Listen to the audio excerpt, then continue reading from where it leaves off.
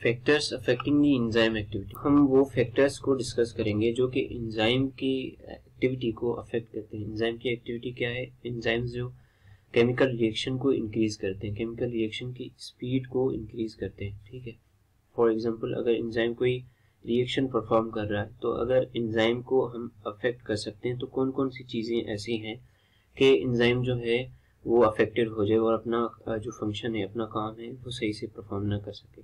So some factors are here to discuss for the affecting the enzyme activity.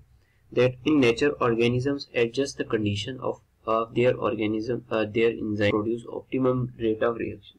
मतलब के organisms जो हैं अपनी बॉडी की कंडीशन को एडजस्ट करते हैं, अपने एंजाइम्स को एडजस्ट करते हैं ताकि एंजाइम की एक्टिविटी मैक्सिमम हो सके, एंजाइम का जो रिएक्शन है, एंजाइमेटिक रिएक्शंस जो है वो मैक्सिमम हो सके। Where necessary or they may have enzyme which are adopt to function well in extreme conditions where they live। मतलब के वहाँ पे जब फॉर एग्जांपल जो जहाँ पे वो एरियाज जहाँ पे बर्फबारी ज्यादा होती है या वो एरियाज जहाँ पे जो गर्मी ज्यादा होती है तो वहाँ पे एंजाइम्स कैसे काम करते हैं, तो वहाँ पे बॉडीज ऐसी अपने आप में चेंजेस लाती हैं और वही चेंजेस जो हैं एंजाइम को भी अफेक्ट करती हैं। वो एंजाइम जो है अपने आप को अडॉप्ट कर लेता है कि वो एक्सट्रीम कंडीशंस में भी सर्वाइव कर सके। फॉर एग्जांपल वो एरियाज जहाँ पे बिल्कुल ही हाई टेम्परेचर है और वो एरियाज जहाँ पे बिल्कुल ही ठंडे, मतलब कि लो टेम्परेचर है, तो वहाँ पे भी एंजाइम अपने आप को सर्वाइव कर सकते हैं। सो बॉडी ऐसी कुछ चेंजेस लाएंगे, लेकिन वो चेंजेस अगर एक्सट्रीम कंडीशंस पे चली जाए या कुछ लिमिट से क्रॉस हो जाए वो कंडीशंस, तो एंजाइम जो है इवेंचुअली अफेक्टेड होंगे। तो यहाँ पे फर्स्ट है कि how substrate affect the enzyme activity. Substrate concentration क्या है? यहाँ पे फूड पार्टिकल है। फर्स्ट है कि how substrate concentration affect the enzyme activity. It has been shown experimentally that if the amount of enzyme kept constant and substrate concentration is then gradually increase। मतलब कि अगर फर्स्ट कंडीशन में हम जो है सबस्ट्रेट की कंसंट्रेशन को increase करें, gradually increase, the amount of enzyme is keep constant. पहले कंडीशन में एंजाइम को हमने लिमिटेड रखना है और सबस्ट्रेट की कंसंट्रेशन को क्या करना है? ग्रेजुअली इंक्रीज करना है। फॉर एग्जांपल जो हमारे पास इनिशियल रिएक्शन में 50 एंजाइम्स हैं और जो सबस्ट्रेट है 50 एंजाइम्स है, तो एंजाइम को हम चेंज नहीं कर रहे हैं, 50 एंजाइम ही है। और हम जो एंजाइम के साथ बाइंड होगा क्या सबस्ट्रेट, उसकी कंसंट्रेशन, कोई फूड पार्टिकल है उसकी कंसंट्रेशन इंक्रीज कर लें। फॉर एग्जांपल हमने लिमिट से ज्यादा खाना खा लिया तो क्या होगा? तो वही है सबस्ट्रेट कंसंट्रेशन कि अगर हम फूड जो है ज्यादा कंज्यूम कर लें तो एंजाइम की एक्टिविटी पे या हमारी डाइजेशन पे क्या अफेक्ट होगा। तो हमारे पास फॉर एग्जांपल 50 एंजाइम है और हमने 100 पार्टिकल्स इतने खा लिए हैं कि एंजाइम को डाइजेस्ट करने में प्रॉब्लम हो रही है। मतलब कि एंजाइम हमारे पास वही है लेकिन हम जो फूड पार्टिकल या सबस्ट्रेट है वो इंक्रीज करते जा रहे हैं। तो इनिशियली उस रिएक्शन में क्या होगा कि the reaction velocity will increase until reach the maximum, after which further increase in substrate concentration produce no significant change in the rate of reaction। For example हमारे पास 50 enzymes थे तो 100 substrate थे, तो स्टार्ट में मतलब कि हमारे पास 50 एंजाइम जो हैं वो 50 सबस्ट्रेट को तो क्या करेंगे? डाइजेस्ट करेंगे, ब्रेक करेंगे।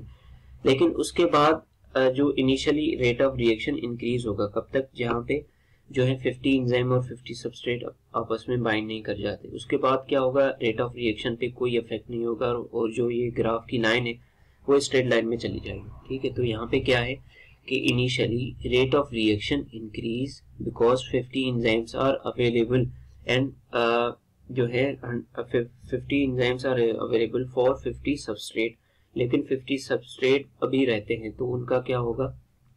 तो उनके लिए अभी टाइम लगेगा क्योंकि 50 एंजाइम को क्या करना है? उन 50 सबस्ट्रेट को डाइजेस्ट करके, तो इसमें टाइम लग जाएगा। तो इसमें क्या होगा?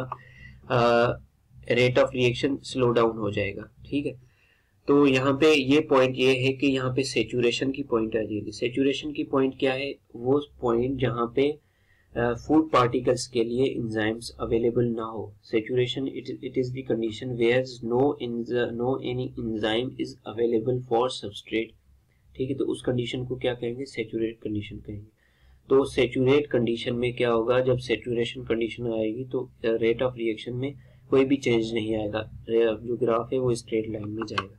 तो अगर रेट ऑफ रिएक्शन इंक्रीज होगा तो ये लाइन स्ट्रेट जाएगी। अगर फॉर एग्जांपल हमारे पास 50 एंजाइम्स और 50 सबस्ट्रेट हो तो रेट ऑफ रिएक्शन इंक्रीज होगा, क्योंकि यहाँ पे क्या है 50 सबस्ट्रेट है और 100 जो है 50 एंजाइम्स और 100 जो है सबस्ट्रेट है। तो इनिशियली क्या होगा, रेट ऑफ रिएक्शन डिक्लाइन होगा या स्ट्रेट लाइन में चला जाएगा, मतलब कि कोई भी चेंज रिएक्शन में नहीं आएगा। सो हमने क्या किया, इनिशियली द सबस्ट्रेट, इनिशियली हमने क्या किया है, एंजाइम की कंसंट्रेशन को कांस्टेंट किया है, मतलब कि फिक्स किया, 50 रखा है, ठीक है फॉर एग्जांपल।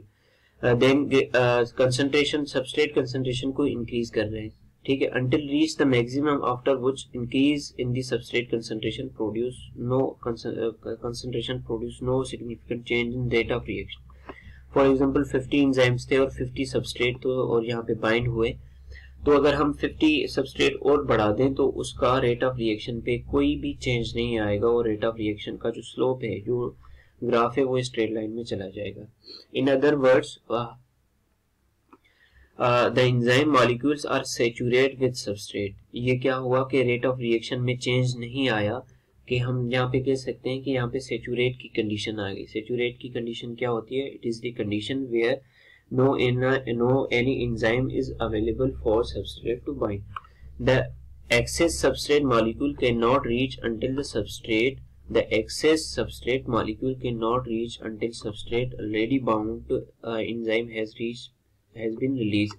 यहाँ पे ये कह रहा है कि वो सबस्ट्रेट तब तक जो है ब्रेक नहीं होगा जब तक पहले के एंजाइम जो है फ्री नहीं हो जाए।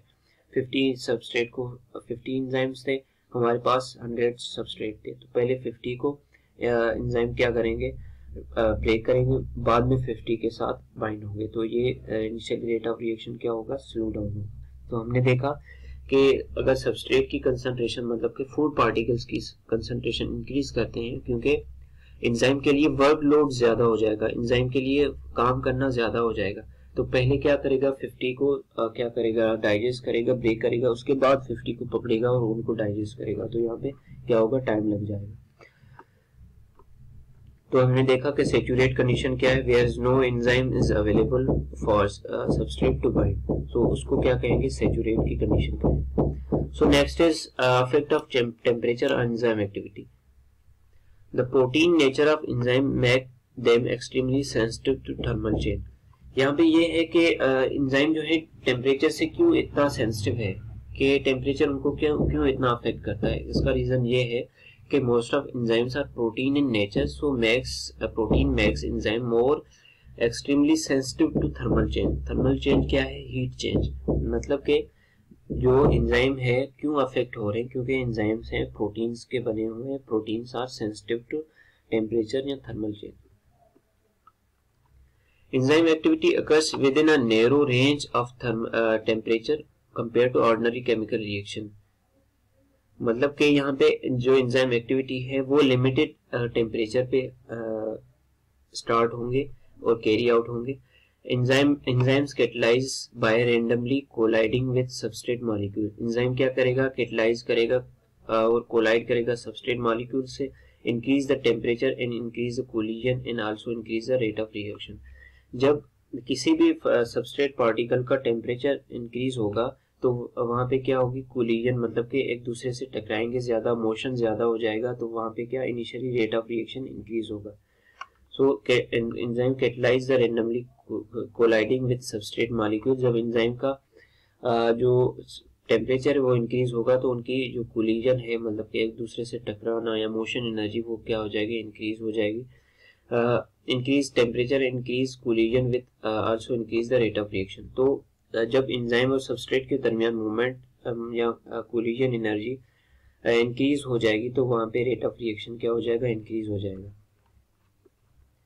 यहाँ पे ग्राफ से समझने की कोशिश करते हैं कि how enzymes are affected by temperature.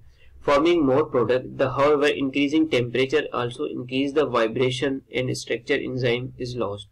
यहाँ पे ये कह रहा है कि increase in temperature also increase vibration and structure enzyme is lost।